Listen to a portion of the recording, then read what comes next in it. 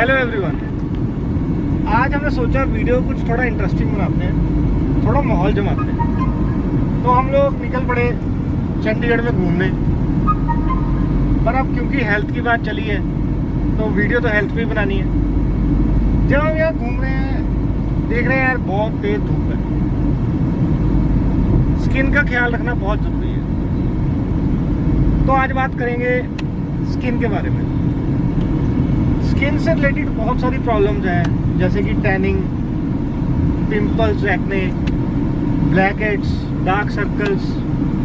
तो आज हम जा रहे हैं एक बहुत फेमस डर्मेटोलॉजिस्ट के पास, जिनका नाम है डॉक्टर निधि कंबोज, जिनका क्लिनिक है सेक्टर 35 चंडीगढ़ में by the name of new blossom skin and laser clinic. चलिए चलते हैं उनके पास और उनसे बात करते हैं स्किन केयर के बारे में। तो वीडियो बहुत इंटरेस्टिंग होने वाली है, बातें बहुत इंटरेस्टिंग होने वाली हैं, सवाल बड़े इंटरेस्टिंग होने वाले हैं, एकदम झकास।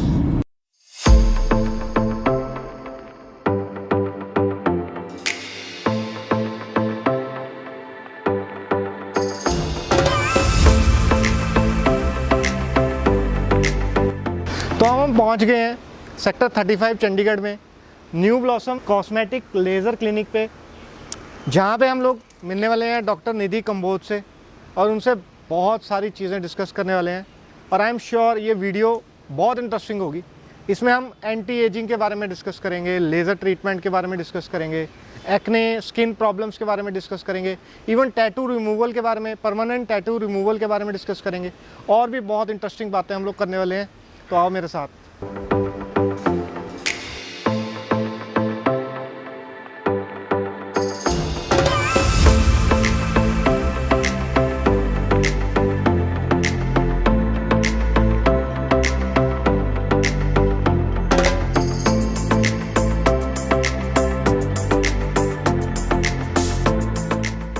तो फाइनली अब हम लोग हैं डॉक्टर निधि कंबोज मैम के साथ, जिनका 12 इयर्स का वास्ट एक्सपीरियंस है एस्थेटिक मेडिसिन एंड कॉस्मेटोलॉजी में। Hello ma'am. हेलो। जब हम बात करते हैं हिमांशु जी स्किन केयर के बारे में, तो बहुत सारे लोग सीधा ट्रीटमेंट्स के बारे में आके बात करते हैं, बट आई वुड सजेस्ट कि जितना आप डाइट में ध्यान रख सकते हैं, आप बहुत लंबे टाइम तक अपने स्किन को अदरवाइज हेल्दी रख सकते हैं। और रूटीन में अगर हम बात करें तो these days this is a trend to take seeds in any form, जैसे शिया सीड्स हैं, पम्पकिन सीड्स हैं, they give you omega 3 fatty acids, बहुत अच्छा रोल रहता है। ड्राई स्किन में दे आर रियली हेल्पफुल। फिर आ जाता है फ्रूट्स के ऊपर। सिट्रस फ्रूट्स हम जितने लेते हैं, कोविड के दौरान में भी विटामिन सी का बहुत ज़्यादा रोल देखा गया है, तो citrus fruits are rich in vitamin C. So they help you improving your immunity as well as fighting against lot of infections, या जो भी हम डेली बेसिस पे डस्ट से, जो पॉल्यूशन से जो डैमेज होता है स्किन को, तो काफ़ी ज़्यादा इम्यूनिटी इम्प्रूव हो जाती है to fight against those infections and inflammations. Then there is a role of avocados. Avocados are rich in vitamin E. So they are very good source of vitamin E, जो कि आपकी बहुत ज़्यादा anti ageing में भी role play करता है, बहुत ही ज़्यादा। अदरवाइज ऑल्सो मेडिसिनल काफ़ी ज़्यादा प्रॉपर्टीज़ रहती हैं इसकी। नेक्स्ट कम्स लाइक नट्स आप ले सकते हैं रूटीन में, फ़िश आप ले सकते हैं, जो कि आपकी अदरवाइज स्किन की टोन और टेक्सचर को काफ़ी ज़्यादा इम्प्रूव करने में हेल्प करते हैं। टीन एज में बच्चों को अवॉइड करना चाहिए ऑयली फूड, बहुत ज़्यादा मीठा और हाई कार्ब्स वाली जितनी भी डाइट है, जैसे pizzas, burgers, cold drinks, juices, ये सब चीज़ें अवॉइड करनी चाहिए, जिससे स्किन आपकी अदरवाइज भी नॉर्मल और हेल्दी रहती है। मैम जैसे कि हम एक्ने या पिंपल्स इतनी कॉमन प्रॉब्लम है, मेन कारण क्या होते हैं इनके होने के? See when person is going through active hormonal stage पे जब जा रहे होते हैं, तो एक एक्टिविटी ऑयल ग्लैंड्स की डिस्टर्ब होती है, काफ़ी ज़्यादा ऑयल सेक्रीट होना स्टार्ट हो जाता है, जिससे हेयर फॉलिकल्स आपके जो पोर्स हैं वो क्लॉग हो जाते हैं एंड बैक्टीरियल ग्रोथ हो गई। और अगर आपकी बॉडी में वाकई में इम्यूनिटी नहीं है और अगर हम डाइट भी प्रॉपर नहीं लेते हैं, तो एक्ने की प्रॉब्लम या पिंपल्स की प्रॉब्लम बहुत लंबा टाइम चल जाती है। जब जितना लंबा टाइम रेडनेस और इन्फ्लेमेशन स्किन के ऊपर पड़ी रहती है, उतना ज़्यादा स्कारिंग के भी चांसेस बढ़ जाते हैं। So it's better to take care of your pimples timely और ठीक है। Better to take care of everything along with कि आप अपना डाइट में सारी चीज़ों को वेजिटेबल्स भी ले रहे हो। सिर्फ और सिर्फ एक टाइप पे आजकल देखा जाता है, बच्चे स्टिक हो जाते हैं या सिर्फ पिज्ज़ास पे स्टिक हो जाते हैं, किसी एक ऐसी चीज़ पे स्टिक हो जाते हैं जो कि ऑयल ग्लैंड्स की एक्टिविटी को नॉर्मल होने देता ही नहीं है। अब मैं भी कई बार ऐसा सोचता हूँ, डिस्कस करते हैं हम लोग कि एक स्किन कलर, स्किन टोन जो भगवान ने हमें दी है, क्या हम उस स्किन टोन को, स्किन कलर को बदल सकते हैं, या हमें लाइफ लॉन्ग उसी स्किन कलर के साथ, उसी स्किन टोन के साथ खुश रहना चाहिए? सी इट्स नॉट अबाउट कि हम स्किन कलर को चेंज करें। हमारा जो मोटिव होता है ट्रीटमेंट्स का या जो स्किन केयर का, वो यही होता है कि जो आपका बेसिक टोन है उसको हम हेल्दी रखें, उसको हम नॉर्मल रखें, टैनिंग ना होने दें, थोड़ा सा भी डैमेज ना होने दें, कुछ भी माइल्ड चेंजेस के नज़र अगर आ रहा है, सपोज करो कुछ माइल्ड पिगमेंटरी चेंजेस हैं या हमें लग रहा है कि skin is not behaving normal, तो उस टाइम पे हमें केयर बहुत ज़रूरी है। बहुत सारी चीज़ें हम नॉर्मल रूटीन होम रेमेडी से या केयर से हम सॉर्ट आउट कर लेते हैं, but then there are damages, you know, जब आपका एक्सपोजर ज़्यादा है, धूप का अगर एक्सपोजर ज़्यादा हो गया या ट्रैवलिंग में, या आपको लगता है कि you know going through stress for a long time, अब स्किन में चेंजेस आने शुरू हो गए हैं, देन उनका टाइमली ठीक होना बहुत ज़रूरी है। एंड सेकेंड कि स्किन टोन चेंज करना is not the motive, skin अपनी ही बेसिक टोन को नॉर्मल रखना इज़ द मोटिव। मतलब इससे ये पता चलता है, एक तो हमें स्किन का बहुत ध्यान रखना है, अगर उसमें कुछ एबनॉर्मलिटी या कोई प्रॉब्लम आती है, माइल्ड सा भी आता है, हाँ, तो तभी हमें उसका ट्रीटमेंट की तरफ बढ़ना चाहिए। तो मैम, अब जो ये टैनिंग है, ये टैनिंग कितने टाइम बाद होती है? मतलब अगर हम सन को फेस कर रहे हैं, सनलाइट को मतलब हमारे ऊपर पड़ रही है, तो कितनी देर बाद टैनिंग हो जाती है, और टैनिंग टेम्परेरी होती है या ये परमानेंट हो जाती है? See tanning is basically a defensive mechanism. Suppose मैं कहीं धूप में खड़ी हूँ तो बॉडी अपने आप को प्रोटेक्ट करती है, स्किन के सेल्स अपने आप को प्रोटेक्ट करते हैं फ्रॉम द यूवी एक्सपोजर, तो वो पिगमेंट की एक्टिविटी को थोड़ा सा बढ़ा देते हैं, जिसको हम टैनिंग बोल देते हैं। सेल्फ रिवर्सल भी होता है।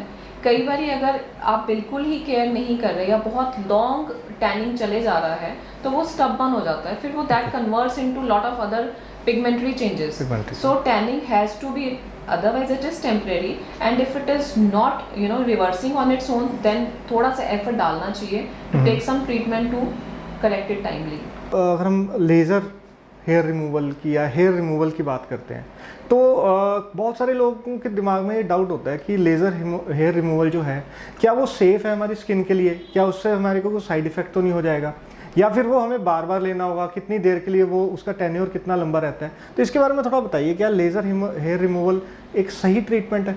देखिए, लेज़र हेयर रिमूवल हम दो रीजंस की वजह से करते हैं। वन इज़ लाइक कंडीशन कि अगर आपके हार्मोनल इम्बैलेंस चल रहा है और फेस पे एक्सेसिव ग्रोथ है, तो then laser is to be suppose to be done.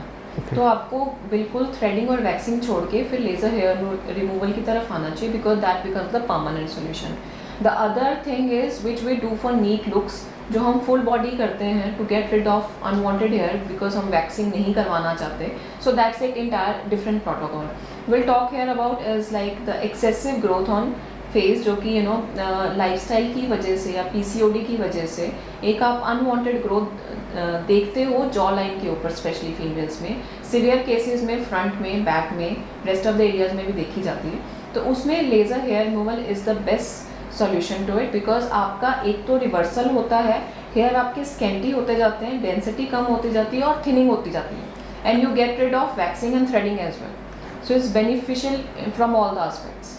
As तो मैम हर एक की बढ़नी है, एज तो एक नेचुरल फिनोमिना है। तो जैसे लोग 40, 45, 50 की एज में चले जाते हैं तो वो चाहते हैं यंग दिखना, तो जनरली फीमेल्स ये चाहती हैं। तो हमारे पास मैम ऐसे क्या मेथड्स हैं, ऐसे क्या हमारे पास ट्रीटमेंट्स हैं जिससे हम एंटी एजिंग कर सकते हैं, एज को हम कम दिखा सकते हैं?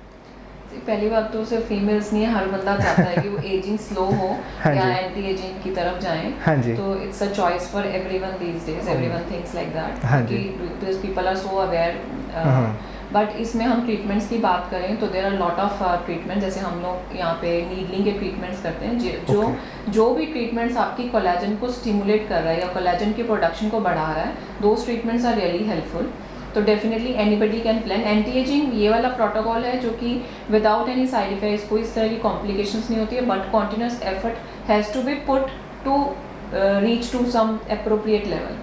तो इसमें नीडलिंग, RF नीडलिंग हम लोग करते हैं, मीजोथेरेपीज करते हैं, we do PRPs hair. So ये सेफ होते हैं, so we can give you details also too. Yes, अगर जो टैटूज़ की आप बात करते हैं तो लोग परमानेंट टैटूज़ जिनके स्किन पे होते हैं जो बनवाते हैं, क्या वो रिमूव किए जा सकते हैं? बिल्कुल 95% तक हम लोग उसको टैटूज को लेज़र से ब्रेक कर देते हैं। Okay. बाकी बॉडी का हीलिंग का हमें टाइम छोड़ना पड़ता है, बट उसमें सेशंस रहते हैं, पूरा एफर्ट लगता है। 7 to 8 टाइम्स 10 टाइम्स आपका वो सेशन रहता है। फेडिंग होती जाती है every time, you know we give injury to your skin to you know break the dye जो कि आपकी स्किन में इंसर्ट होती है, and then you know fading keeps happening, but you know उसमें सेशंस रहते हैं। सेशंस रहते हैं, मतलब वो इस पे भी डिपेंड करता होगा कि टैटू आपका कितना डार्क है, कितने बड़े एरिया पे है। एज पे कुछ भी डिपेंड नहीं करता। Tattoo removal just depends upon how old the tattoo is, कि टैटू कितना पुराना है। If it is fresh it takes long time to go, if it is already faded with time तो उसको कम टाइम लगेगा फिर लेजर से खत्म करने में। तो मैम आपने बहुत इंटरेस्टिंग और बहुत इंपॉर्टेंट बातें आप हमें बताई जो स्किन केयर के लिए या उससे रिलेटेड प्रॉब्लम्स के लिए। आई एम श्योर जो हमारे सब्सक्राइबर्स हैं, जो भी इस वीडियो को देख रहा है, उसको काफ़ी कुछ जानने को मिला होगा।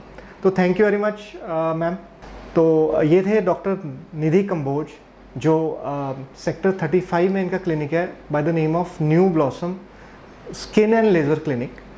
तो अगर आपको भी कोई स्किन प्रॉब्लम आप फेस कर रहे हैं, एंटी एजिंग ट्रीटमेंट या कोई भी ट्रीटमेंट स्किन से रिलेटेड आप करवाना चाहते हैं, तो आप इनसे कांटेक्ट कर सकते हैं। Thank you for watching this video.